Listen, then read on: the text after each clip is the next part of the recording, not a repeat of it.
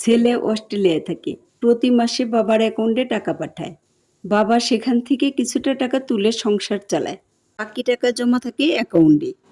গত ২ বছর এভাবেই চলছে তাদের সংসার। এরই মধ্যে ছেলে পাঠানো টাকা জমা হতে হতে ১০ লাখে পরিণত হয়েছে। এবার ছেলে সেই টাকা তার মায়ের নামে ফিক্সড ডিপোজিট করে রাখতে চায়। বাবাও তাতে খুশি। আজ বাবা মা জনতা ব্যাংক দাউদকান্দি শাখায় আসেন। তারা যখন আমার সামনে বসা, এই সময় ছেলে আমাকে ফোন দিয়ে অনুরোধ করে আমি যেন পুরো ১০ লাখ টাকা তার মায়ের হাতে কিছুক্ষণের জন্য তুলে দিই। সে ছেলের কামাইয়ের টাকার পরিমাণ বা সংখ্যা দিয়ে মাকে বোঝাতে চায় না, মায়ের চোখে দৃশ্যমান করতে চায়। মা, এই টাকা তোমার খোকা তোমার জন্য জোগাড় করেছে। ছেলের কথাগুলো শুনছিলাম আর মনে মনে ভাবছিলাম ছোটবেলার সেই বীরপুরুষ কবিতাটির কথা।